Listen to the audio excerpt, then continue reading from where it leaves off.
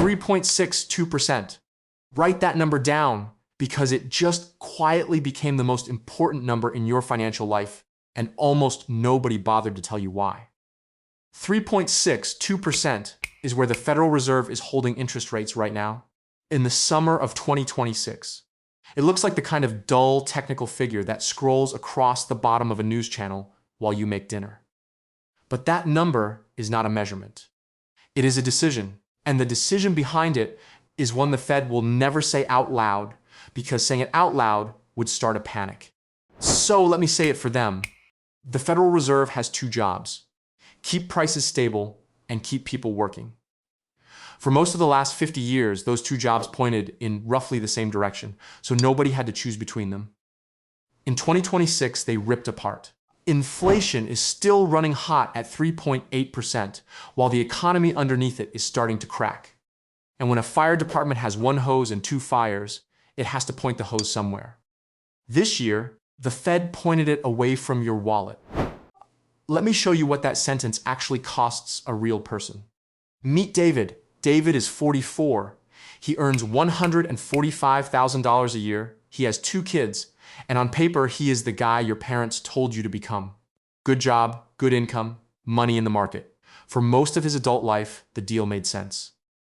When the economy got scary, the Fed cut rates, borrowing got cheaper, his investments bounced back, and the storm passed. That was the rhythm.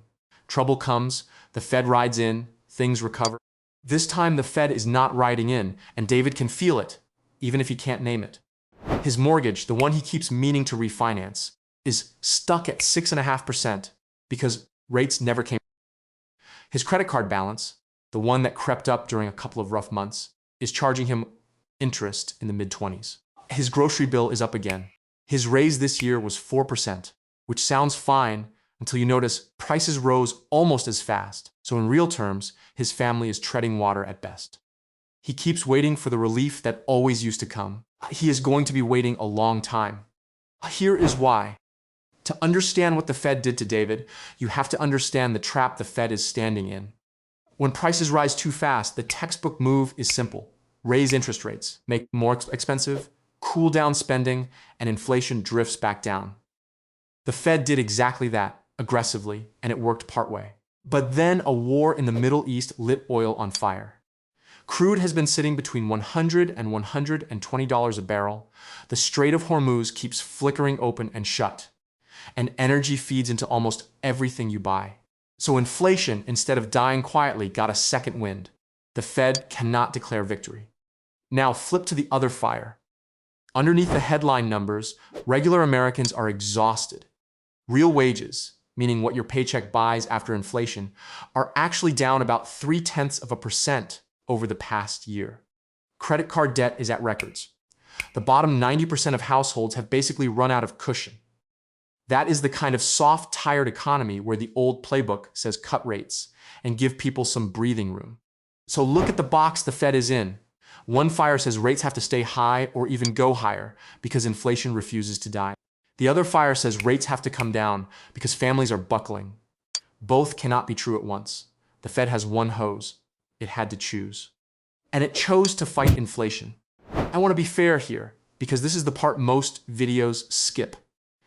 There is a real argument for that choice. If the Fed blinks and cuts rates while oil is still high, it risks letting inflation roar back to the kind of levels that destroyed household budgets in the 1970s.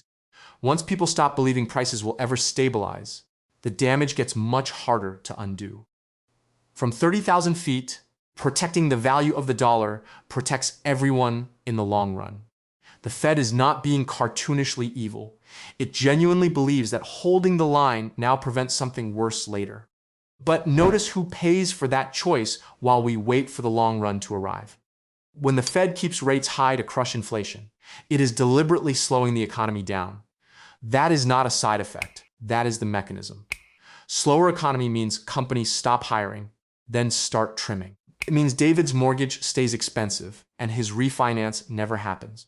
It means anyone hoping to buy a first home stays locked out because a 30-year loan at nearly 7% on a median home of $415,000 is simply out of reach when the median income is around $87,000.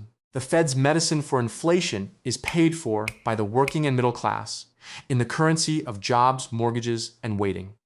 Meanwhile, look at who is fine. If you already own assets, the picture is very different. The stock market is near all-time highs, sitting around 7,500 on the S&P 500. People who own stocks and own their homes outright are watching their net worth climb while everyone else absorbs the pain of high rates. This is the engine behind what economists are now openly calling a K-shaped economy. One line going up, one line going down, drawn by the same policy. And here is the part that should genuinely unsettle you. The market itself has stopped expecting rescue. The bond market just pushed yields to one-year highs, and traders are no longer pricing in rate cuts for this year. Some are even pricing in the chance of a hike. The biggest names on Wall Street, the ones who used to bet on the Fed swooping in, have quietly moved their forecasts and now expect rates to stay high through all of 2026. The smart money has already accepted the New Deal. Most regular people have not, because nobody framed it as a choice that was made about them. So what do you actually do? Sitting where David sits. The first thing is to stop waiting for a rescue that is not scheduled. For 15 years, the winning move was to assume cheap money would always come back. That assumption is what is quietly bleeding people right now. If you are carrying high interest debt, that debt is not a temporary problem waiting for lower rates to fix it. At these levels, it is an emergency, and paying it down is one of the few guaranteed returns left in the entire economy.